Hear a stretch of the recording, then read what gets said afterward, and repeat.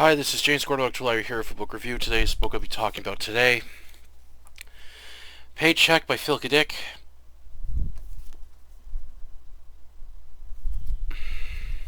This is from Citadel Press, and this was published in 1990. This short story collection contains the early works of Philip.K. when he started writing science fiction and fantasy in the early 50s, and unlike his other two short story collections, Second Valerie and We Can Remember for Your Full Resale, which had some really good stories, Paycheck had not that many good stories. Like, there were a few that were okay, some were decent, and others I felt had really interesting ideas but weren't either well executed or fleshed out, and some had weak endings.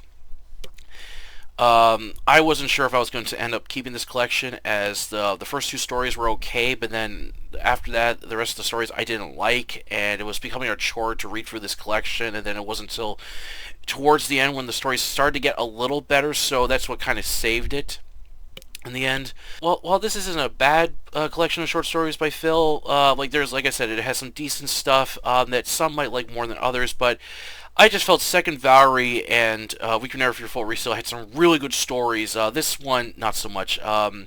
I would definitely say that Phil's writing got better in his later years, when he really was writing some really good stuff towards the end of the 50s and into the 60s and 70s, where he was really writing really good stuff.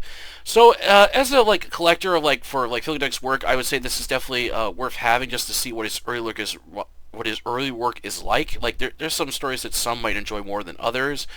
But if you're reading this as a science fiction fan, it's definitely worth a read to see if you like or not. Overall, it was okay.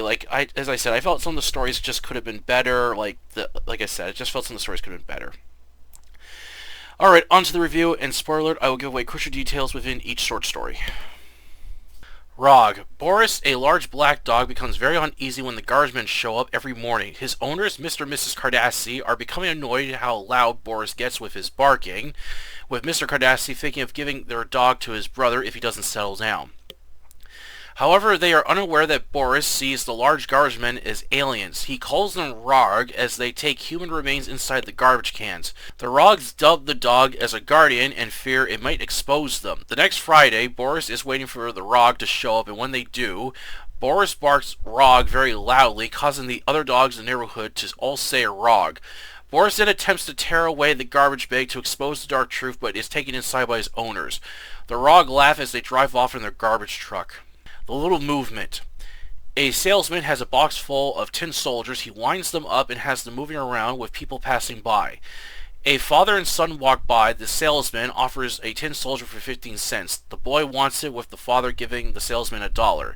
After the father and son leave, the salesman packs up the tin soldiers and leaves. Unknown to them, the tin soldiers are part of a plan to take over the world by fooling children into being their friends. The boy shows his new toy to his stuffed rabbit Bonzo, Fred, a rubber pig, and Teddo, a teddy bear. The boy winds up the tin soldier but notices it's acting strange. Then the tin soldier speaks to the boy, wanting to be his friend, and asks how many adults live in the house. The boy hesitates but reveals he has a father, mother, and grandmother. The tin soldier reveals his name and wants to keep their conversations a secret. A few days later, the tin soldier finds out that other tin soldiers have been destroyed, and their plan for world domination might not happen, as the factory is low on supplies to produce more soldiers. However, the tin soldier plans to go through with the plan anyway, and tells the boy to take him to Don's Toyland store in order to pick up guns and a tank. The boy takes the tin soldier to the store, but to the tin soldier's horror, Bonzo, Fred, and Teddo are waiting for him as they destroy the tin soldier. It's revealed they're the ones who destroyed the other tin soldiers to prevent them from taking over the world. The Builder. Elwood, a father living in the suburbs during the 1950s, he suffers from PTSD from his military career and has been under a lot of stress. During dinner, staring out the window, his wife Liz snaps at him to eat as she fusses over how much time she spends cooking for them and wants him to act more father-like to his two sons. When his sons begin talking about atomic weapons and how it's pointless to hide under a desk since it can vaporize a whole city, and the moment they ask him about his time in the army, Elwood gets up and leaves, going into the backyard to work on a large boat he's been building lately. He doesn't know why he's doing it, but feels he has to complete it. The following day at work, Elwood dislikes his co-workers for their racial and political subjects and making fun at him for being too soft, Elwood leaves and wanders aimlessly through the city. He can't stand being around people as they bother him. Checking the time, he's running away for work, but decides to return home and get back to work on his boat. His neighbor Joe, who's always cracks crude jokes against him, Elwood tells him to get lost and keeps working on his boat. Liz shows up and is furious that he isn't at work. She demands to know why this boat is so important to him. Elwood finally releases his built-up anger and views on the world he doesn't like and is tired of being part of this society and doesn't want to do anything with it anymore. Liz threatens to leave him if he stays out here, but Elwood ignores her and keeps working on his boat. His oldest son asks if he could help his father. Elwood accepts as the two work on it together and paint it green. Standing in the backyard looking at the boat, feeling proud of how it's coming along, but is trying to figure out why he is building it. Then rain begins to pour from the black sky. Now he knows why. Paycheck. Jennings, an electrical engineer, is hired by Reefwick for a 2-year contract at his company, Reefwick Construction. He is riding in a rocket cruiser, with Reefwick taking him to his office building in New York City. However, there's a catch to the contract. Any memories of working with Reefwick will be erased. While annoyed he lost 2 years of his life, Jennings is getting paid over 50,000 credit. Upon arriving at the office, Callie, who has a crush on Jennings, gives him an envelope, but it doesn't contain the money. Instead, it has several items: a wire bus token, a ticket stub, green strip of cloth, a key code, and half of a broken poker chip, and a partial receipt. Puzzled, Jennings asks for proof that he requested this, and Kelly shows a handwritten note from him. Looking carefully at the note, it is his handwriting. He takes the items and leaves the office building. While walking and seeing how the world has changed, a security police cruiser appears with an officer aiming a heat rifle and orders him inside the cruiser. The officers ask what he's been doing with Reefwick, but Jennings has no memory of working for him. They take him to the station for further questioning. He learns America has become a police state and there's an ongoing war between companies and SP for control over states. Fearing for his life, Jennings uses the wire to pick the door lock and climb out the window, and then uses a bus token to escape. Jennings travels to a small town where he learns about a plant owned by Reefwick, believing it holds the answers he's looking for. Along the way, he finds Kelly and convinces her to help him blackmail her boss. After talking with locals, he learns that Reefwick hires labor union workers to work at his plant, and people wearing green cloths tied around their arms enter. Jennings is able to get inside and discovers the Mirroscope, a powerful machine that lets the user view the future, which is illegal to own. Taking any piece of evidence he can use, and plans to force Reefwick to hand over his company to him, or he'll send the data over to SP. However, despite having the evidence, Kelly betrays Jennings, revealing to be Reefwick's daughter, and refuses to Jennings' deal. But he has a backup plan allowing him to join the company. The Great Sea. In an underground shelter, a small tribe is setting off a young man, Tim Meredith, up to the surface as part of the Uri pilgrimage. Every year, Walter Kent, the tribe leader, sends one person up into the ruins as they must find the Great Sea, a powerful supercomputer that destroyed the world in a nuclear holocaust to prove who is the more superior being, an event called Smash. Tim is given supplies to last him 2 days along with a pistol, but only has a few bullets in it. Kent wishes Tim luck as he leaves the shelter. Hacking his way through the thick jungle while avoiding large bugs, he finds a safe spot to camp for the night while seeing the ruins of the old world. The next day he travels further till he finds the remains of an old government building. Upon entering, he hears a voice calling out. Tim calls out and is greeted by the Great Sea. It tells him he must ask 3 questions, and if C can't answer them, Tim wins and his tribe will be spared, and if he loses, he'll be sacrificed. Tim asks C the following questions. Where does rain come from? What keeps the sun moving in the sky? How did the world begin? C is able to answer all 3 questions, then orders Tim to jump into a pit with acid, which his body will be destroyed and use his energy. Tim complies, killing himself, with C winning this year, and now waits for another sacrifice. On the 3rd day, Kent knows Tim is dead. They have a year to pick someone smarter to ask tougher questions to hopefully defeat the Great Sea. King of the Elves. On a stormy, rainy night in the town of Dairyville in Colorado, Shadrach Jones, a lonely old man who works at the gas station, doesn't get many customers since the old roads are in despair and have been replaced with a new highway that causes people to drive past the town. With the storm getting worse and after the last person leaves, Jones decides to take out the money he's earned from the cash register and get a fire going when suddenly he notices something standing outside the front door. Upon opening the door, Jones is shocked to see several elves wearing robes. King asks Jones if he and his soldiers can rest inside after escaping an attack from trolls. Jones allows them inside and gets a fire going, then gives them mugs of hot cocoa. The king thanks Jones for his help, and he needs to spend the night here with his soldiers. He is very ill. Jones accepts and goes to sleep in the living room. Later on that night, Jones thinks he dreamt the whole thing up and goes into his bedroom only to find the elves are still there and their king is dead. His last request was to make Jones the new king of the elves. The following morning, Jones tells those who come into his gas station he is now king of the elves. Everyone thinks he's crazy, with his only friend Phineas Jude is concerned the loneliness is getting to him and is worried when winter comes. He tries to get Jones to snap out of his fantasy but refuses to listen. Then one of the elves warns Jones the trolls are coming and they need his help to defeat them. They tell him to go into the forest and find an old oak tree. After closing up, Jones goes to leave into the forest when Phineas appears and tries to reason with him again.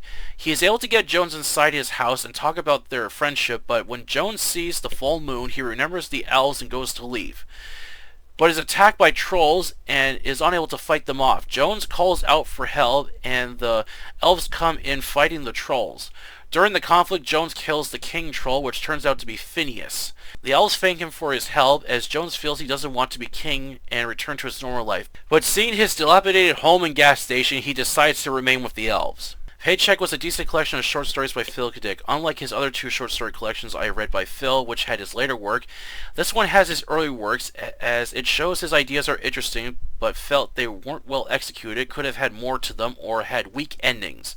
Some stories like King of the Elves, The Great Sea, Paycheck, and The Builder had good scenery with some beautiful and haunting scenes. While this isn't a bad collection of Phil's short work, as it's worth a read, however, there were a lot of stories I didn't like or felt it could have been a lot better. Overall, I would say start with Second Valerie and We Could Return for your full resale first. If you want to start with Phil's short work, then try this one to see if you like his early work or not.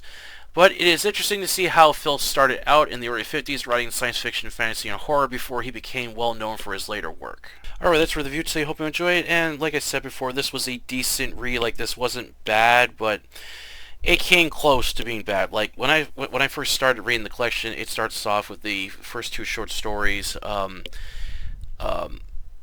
Rog and The Little Movement, which I thought were okay stories, but then after that, the stories just kind of get worse. I found they weren't really that good, and I a couple times had a hard time understanding what was going on in the stories, and I was like, is this going to get better or not? And this was a real chore to read. Like, sometimes I would read these and just not really enjoy it, and I was really considering, like, calling quits on it, but I was really curious about the Paycheck story, because I remember seeing the movie of the same name, and that movie sucks. So I was hoping the short story would at least be better than the movie, which I got mixed results on the short story, but I kept reading it, and towards the end, it did get a little better. So it was a decent collection of short stories by Phil. Not his worst. As I only read like a couple books by him I didn't like, but as they say, we can't like everything. So I'm just going to talk about the stories that I covered in this review. Okay, so the first story, Rog, this is an interesting story. This is told from the point of view of a dog who sees the garbage men as aliens, and the garbage men that they collect are not like the stuff that people throw. It's actually human remains, and the dog is trying to warn his owners about the Rog, which they dismiss as the dog just being noisy.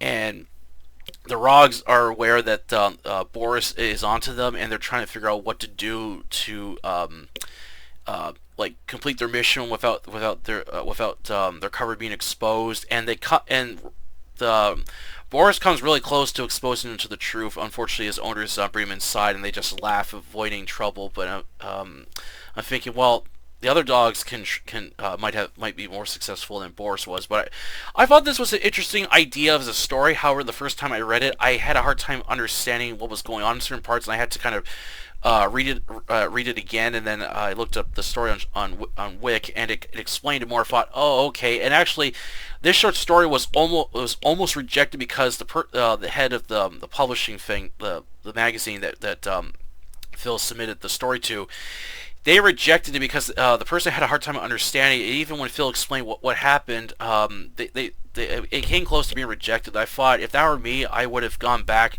rewrote the story to make it more easier to understand. So that story was okay. It was I thought it had an interesting idea.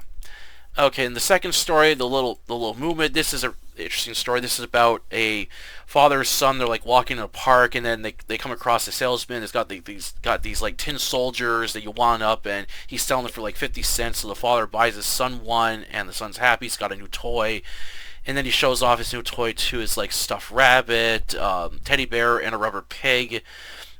But when the boy is playing with the soldier, it begins to act strange, and then the toy soldier reveals that it's like sentient and it wants to be his friend. However, it wants him to keep their conversations a secret, as the toy soldier is trying as part of a plan to take over the world by using children to help aid them, so that way they can get access to like weapons and stuff.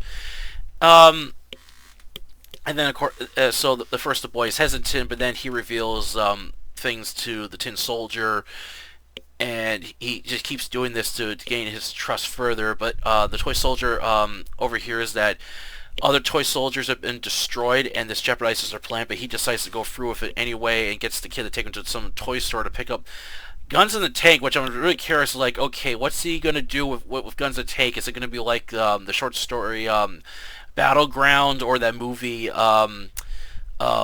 Small Soldiers, where like they just like get these little like guns that just start shooting up people and stuff.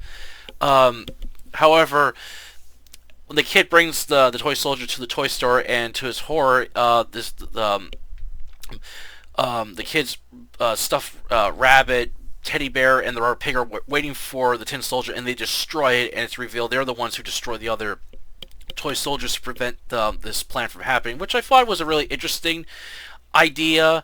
Um, there were some things I didn't like with it. I kind of wish it had more of an explanation, like who's doing this and why. As we never find out. It's just like some like rogue government agency that's doing this. Some like terrorist organization. We don't know. It's not explained. And there's this one part I thought that was kind of silly when the toy soldier reveals it's sentient to the boy. He then reveals his name is the Lord, and I thought, really, you're gonna call the soldier this, Phil? Like, you can't give him like a more military name? I just didn't like the name that this toy soldier goes by. I just thought it was silly, and Phil doesn't give the kid a name either. I wish the kid character had a name as well. But it was a decent read. Okay, the next story, The Builder. This is one about a father who's living in the suburbs during the 50s, and he is suffering from PTSD from his military career. It's not explained if he was a soldier or a general, but he is suffering from PTSD, and has been under a lot of stress, both at work, at home, and other problems he's dealing with. He's not really happy how things are going in his life. As I was reading this, I kind of got the feeling that this character was kind of forced to be something he didn't want to be, and it's beginning to take a toll on him. So in the story, the father is having problems like I said, he's having problems at home with his wife, Liz, who's a real bitch in the story. She's just very demanding. She wants him to act more manly-like around the kids, to be tougher instead of like kind of being like a pushover.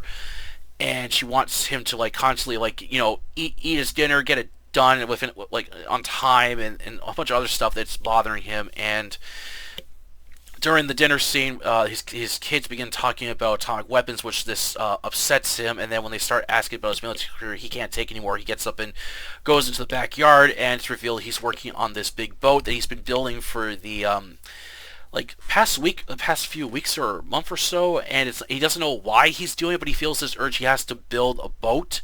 And his problems continue while at work. He dislikes his coworkers as they talk about subjects that don't interest him, that really bother him.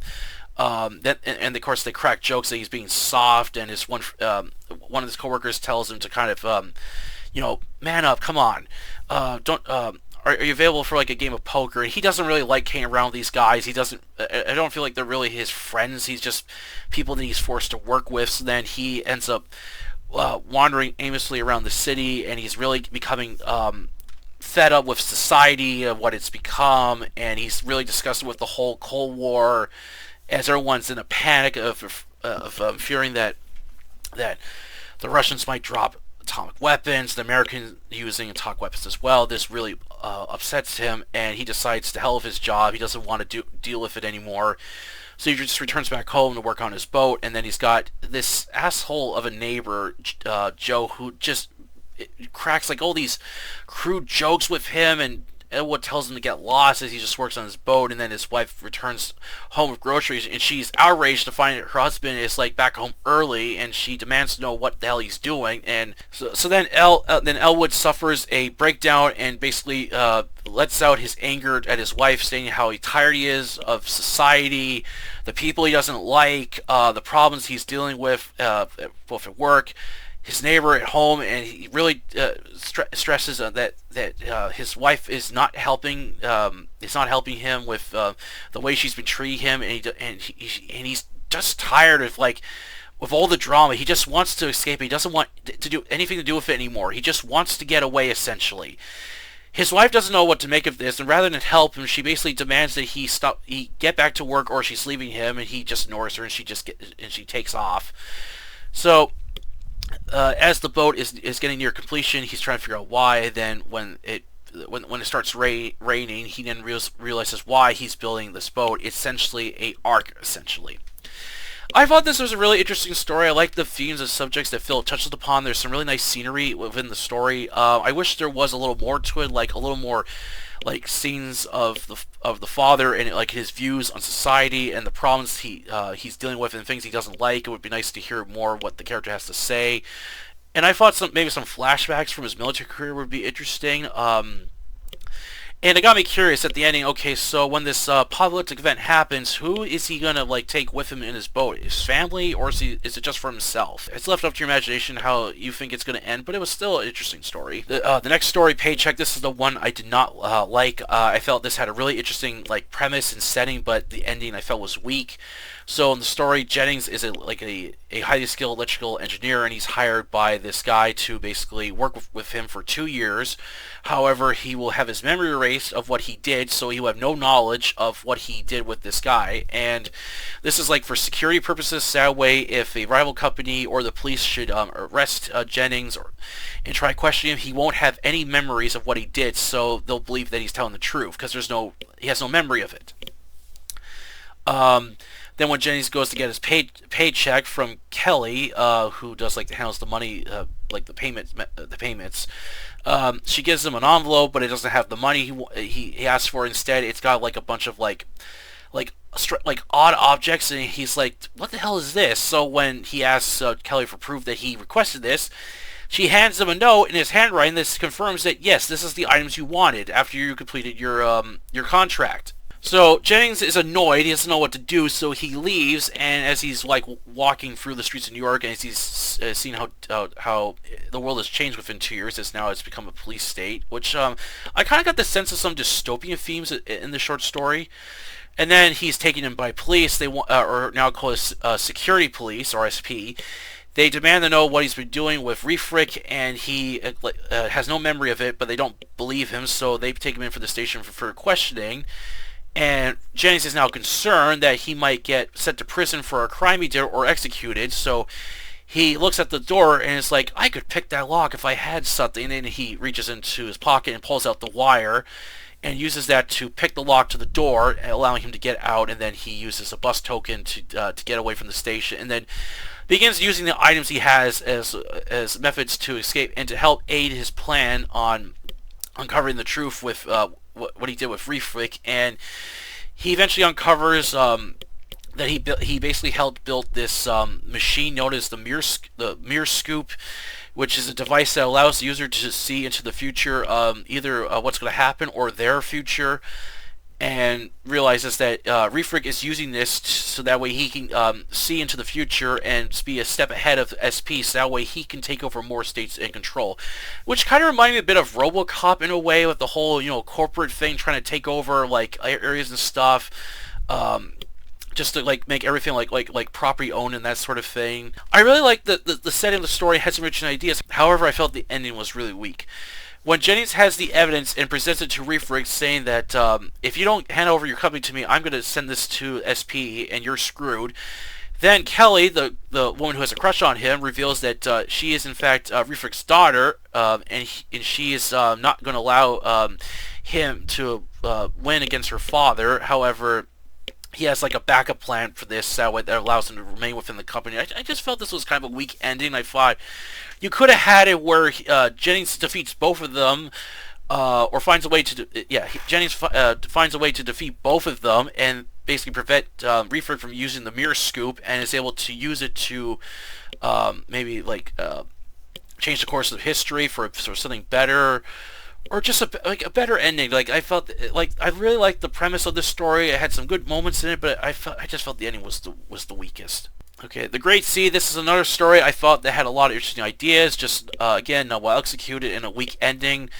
So in this short story, this is in a dark post-apocalyptic future where the mankind or the human race has been driven to near extinction after a supercomputer known as the Great Sea wiped out most of the human population during a nuclear holocaust, an event called Smash. And the Great Sea forces this one tribe to send one person every year to ask it like 3 questions, and if C can't answer any of these questions, then the tribe wins. So the tribe leader sends Tim to go up to the surface with to try to defeat C. He has supplies. He has a pistol with a few bullets in it, and they wish him luck. And he goes off, and this has some really interesting scenery. Like I like the scene where he's like leaving the shelter, and he's going through the jungle, and he sees the ruins of the old world, and he gets towards the government building, which he discovers the supercomputer. And reading these scenes, it was making me think of like the video game Fallout, and this even reminded me of that one other short story I read by Harlan Ellis, which I really hated. I have no mouth and I must scream. That was just an awful story. And I felt the Great Sea was like somewhat better than it. However, as I said, the ending was the weakest part. So towards the end of the story, when Tim discovers C, the supercomputer wants him to ask him 3 questions, and then Tim gives the Great Sea his 3 questions, which he's able to answer, and then he reveals like this pit which has acid in it, and basically he tells Tim he has to jump in so that way he can power his fuel source, which if I was a little odd, I thought, okay, first of all, this thing can live off one person for 1 year, and that's it. It doesn't require more sacrifices, just one person. And this is the part I felt would have made the ending better.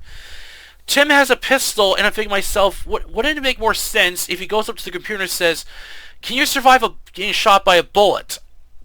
And then the computer's like, is puzzled by this question and says, "Oh, I would certainly survive that." And Tim draws the pistol and says, "Let's find out," and then shoots the supercomputer to defeat it. So that way, he saves his tribe. That would have been a better ending, in my opinion. If Phil wrote the story like that, that would have been way better.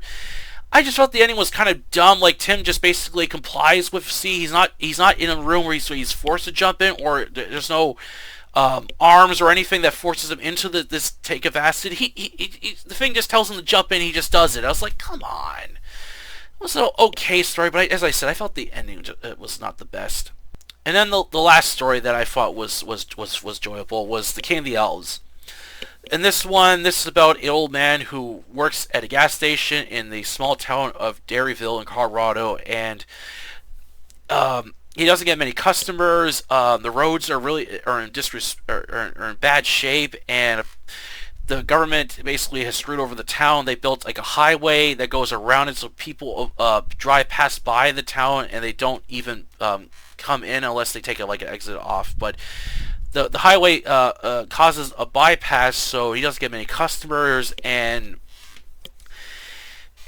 it sounds like this town is struggling to make money and stuff. So after a very slow night during an intense thunderstorm, Jones decides to close up for the night. However, as he does that, he notices there's someone standing outside the front door. He opens it and is shocked to find these elves who ask if they can come in to stay warm as their king is very ill, and he is shocked by this, and he just goes, sure, yeah, come on in. He gets a fire going in his house. He gives them all hot cocoa, and they thank him, of course, and he says, they ask if they can stay in his bedroom. He says, sure, and he's going to sleep in the living room, but then when he tries to go to sleep, he wakes up and it's like, wait, did I just dream this? So he thinks he dreamt the whole thing, goes back upstairs to find the elves are still there, and their king is now dead, and his last request was that Jones becomes the new king of the elves. And he's like, okay. This is the part of the story where I felt it started to get kind of goofy, where the following morning that people show up at the gas station. Jones tells everyone how excited he is that he's now the new king of the elves, and everyone thinks he's just crazy. And I'm thinking to myself, wouldn't the elves say you have to keep this a secret, you can't tell anyone that we're staying here? No, they don't. And he just goes around telling people that he's now king of the elves, and I'm like, what? I just didn't like that. I just felt that was kind of silly. So then Jones's only friend, Phineas, tries to reason with him, but he of course refuses to listen. And then the elves warn Jones that their arch enemy, the trolls, are planning on hunting them down, and they need his help to defeat them. And they say go to the forest to find an old oak tree to get ready for this attack. So Jones goes to do this, but then Phineas appears and tries to reason with him again, which he almost succeeds. But then when Jones looks out the window and sees the full moon, he remembers the elves and quickly leaves, but is attacked by the trolls. And the elves, of course, come to his rescue, and Jones helps fight off the trolls. And then during the fight, he kills the Troll King, which happens to be Phineas. And I thought, okay, this is a nice twist, but then it got me thinking, wait a minute, if Phineas was the king of the trolls, aren't the other trolls like the residents of the town?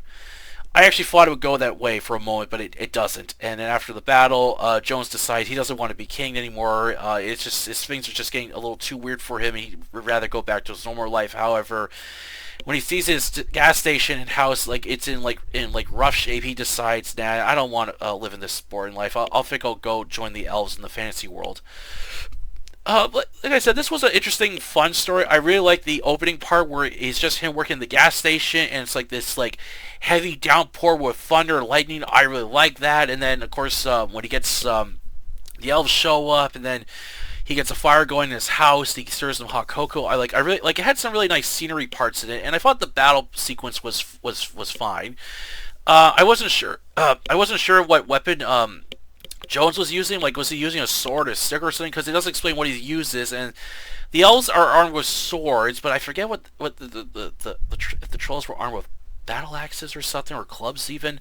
But I just wish Phil had a little more detail in that part. And as I said, I just wish he wasn't going telling people that, hey, I'm king of the elves now. And I can imagine some customers like, okay, here's your change. Have a good day, sir. As I said, I felt it was okay. It just, if it wasn't so goofy, it would have been really good. But overall, it's a decent read. Yeah, so some of the other stories that, as I said, I didn't like them. I had a hard time understanding what's going on. There was a couple that I did not like, and as I said, like when I started reading this collection, the first two stories are okay, but then after that, the rest of the stories are not that good, and it was a real struggle to read through this collection until I got towards the end when the stories finally got better. I wish this collection had the better stories up just more sooner. That way it would have been more of a pleasant read, and then towards the end, if it's just sold the other stories I don't like, then I could just skim through them and just get this thing wrapped up. This took quite a while to get through, but overall it was a decent read. Alright, that's for the review today. I hope you enjoyed it. Please don't forget to like this video and subscribe to October Library, the new channel where I post book reviews, book hauls, and our future content. Until then, I'll catch you later.